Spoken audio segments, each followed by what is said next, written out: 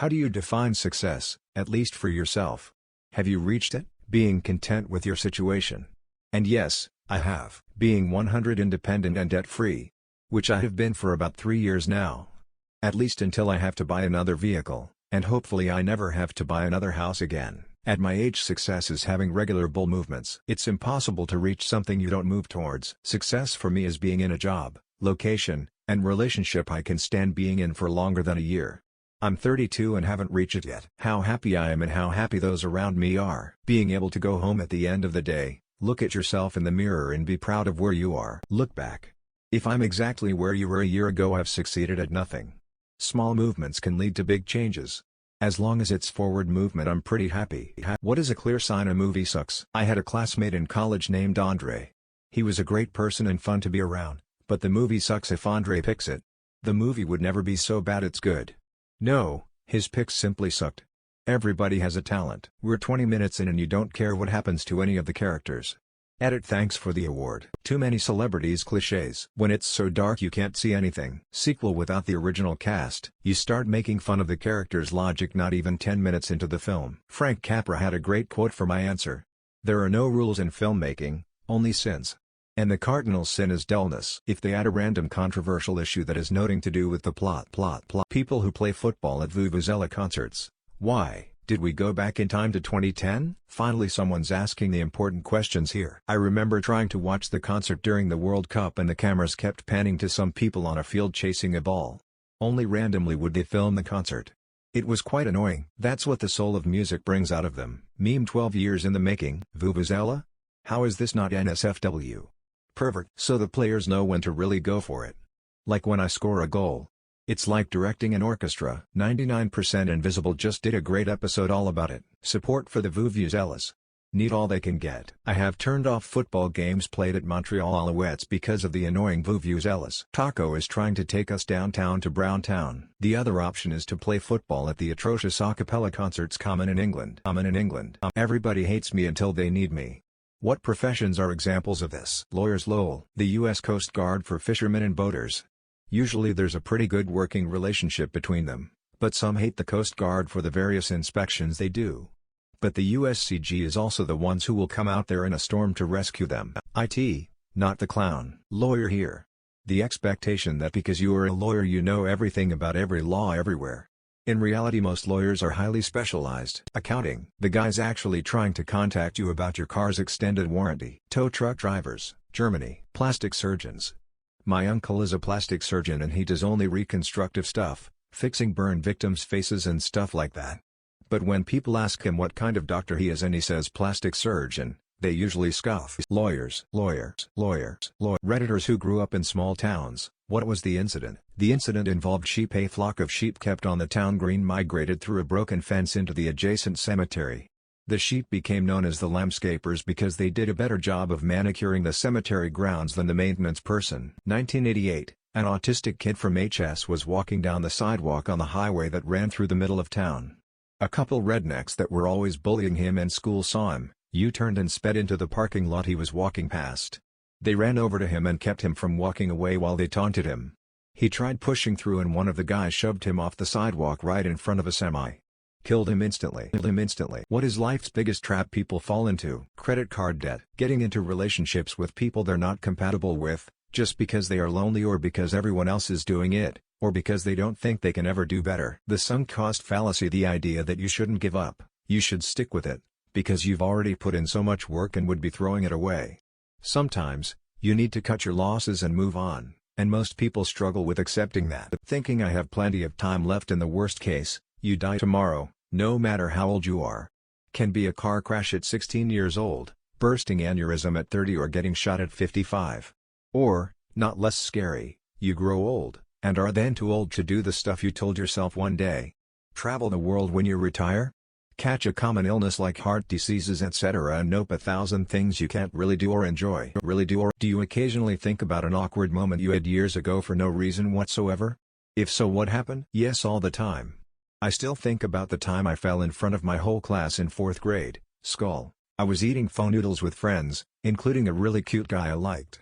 I had my mouth full when I sneezed and felt a burning in my nose. A noodle was hanging out of my nostril and I had to pull it out with my fingers while everyone watched.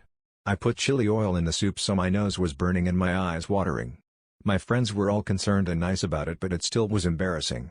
The memory comes back at odd moments, usually when I'm about to go sleep. I remember kids laughing at me in middle school cause I had bad breath. Back then I didn't know I supposed to brush my tongue. I just feel bad for younger me and I'm angry at her. I wish I could go back and be more normal. Not so ignorant on things.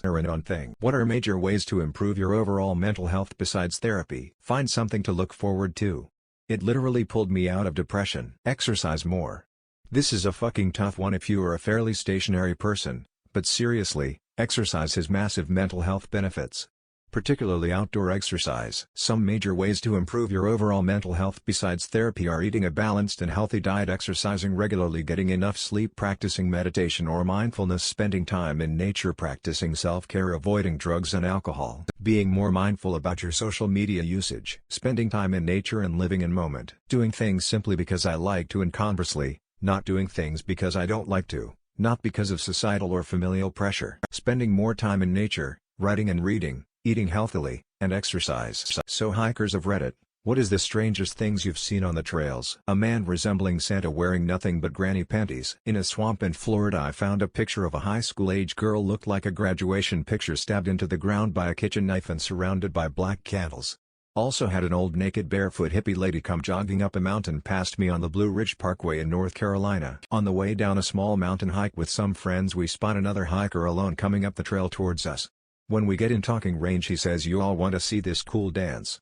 Then proceeded to do the Rick and Morty Get Swifty song. Full squatting down and everything. Stand straight and said, "Have a good trip and stay safe," then keeps walking. Never seen anything more strange on a hike. Guys, what's the most unattractive thing girls do that they think is attractive? Reddit consensus loudly says fake anything. Women seem to do this thing where they act like not noticing me is hot, I guess. It's been 28 years, we can stop now. Hate on other girls that have nothing to do with them. I dated a girl who always had something nasty to say about any girl within eyesight. Got real old real quick. Those big allergic reaction lips. Try and look like Kim K or any influencer shit is like repellent for me. Dropping hints instead of just being direct. Them big ass Australian huntsman spider lashes they be wearing turn off my G. Smiley face. Fake cutesy baby voice. Act rude and entitled. Fake lips. I don't get it why they do it, but they look so unbelievable disgusting. Normal lips doesn't matter if small, medium or big are already so lovely. Emo. Butt implants. They look terrible. Duck lips. Glad that isn't a thing anymore. If people worried Elon Musk is going to ruin Twitter, how can he ruin something that's already garbage? But adding the $20 fee for a blue check is hilarious.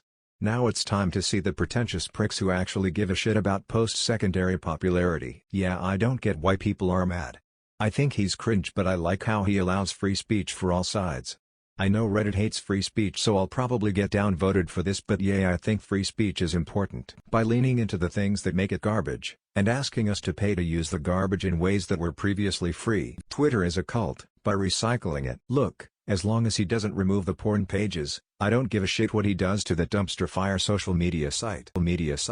What dead celebrity do you wish was still around? Robin Williams, George Carlin, Alan Rickman, Robin Williams. Epstein for much different reasons. Paul Walker, Chris Cornell, Takeoff, Freddie Mercury, John Ritter, Dale Earnhardt. I don't know if it would have happened, but an 8th championship would have been fun to watch. Always enjoyed watching him race. After Dale, there weren't too many exciting guys to watch. There was Kevin Harvick and Tony Stewart.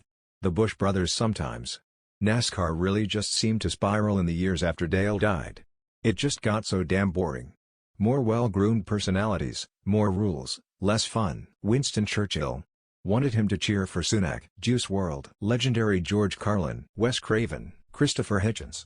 I'd be curious to hear what he has to say about the world now. I'm good. Sam Kinison. Mac Kinison. What are some examples of modern slavery? Human trafficking victims. In Cambodia currently there are people trafficked and forced into committing cybercrime. Employer withholding passport. How Qatar built for the World Cup. People in China, Pakistan, etc. who need to work for fast fashion companies such as Shein, Zara, etc. Shein. Actual slavery. Where people are bought and sold in order to provide manual labor, often for agriculture. And often that food gets sold on the regular market, so unless you buy local, and know the farmer, Chances are you've eaten food grown by literal slaves. Cobalt mining in the Congo. Construction of the Qatar FIFA World Cup 2022 stadiums. Honest opinion. What do you think about girls who have on Lev-Ans? I once took a $13 bet to drink an expired gallon of blue cheese dressing, so I really don't think I'm fit to judge what other people do for money. You do you, but I want nothing to do with it. More power to you, but I'd never want to date someone who is one. I don't think you should blame someone for not wanting to be in a long-term relationship with you if you suggest that you want to do OnlyFans. No matter your gender. No judgment. If I could make a living selling pictures of my feet and butthole, I totally would. Unfortunately, no one wants to see either one, let alone pay for the privilege, so I have to get a real job. It's certainly work, but it's burgers or stocking shelves. Will I actively shame someone who wants to do it? No. Do I want my daughter to have it as her main career and aspiration? Also no. I don't really think about girls who have on Lev-Ans. People with ADHD, what is something you do that you thought everyone else did but found out it's because you have ADHD? Hyper-focusing on something for hours without realizing, then immediately losing interest in it either because of a distraction, or sudden inexplicable boredom. Bouncy leg. Stare off into space, not actively thinking about anything and practically asleep with eyes open until someone waves their hand in front of my face. Not being able to remember what I've just read when I turn over to the next page, having racing thoughts, being distracted by anything and everything, not remembering to do basic tasks, such as brushing teeth or eating at appropriate times, being both restless and exhausted at the same time, not remembering people or places. I'm also autistic, so there are probably overlaps. Forget things when you don't constantly think about it. Time blindness. Being extremely distracted, annoyed by little noises that no one else seems to notice. Serious. What are some signs you can tell from early on that someone who appears to be friendly and polite is actually a bad person? A nice person would never have to reassure someone that they're nice. They take pity on you, or treat your struggles like a spectacle.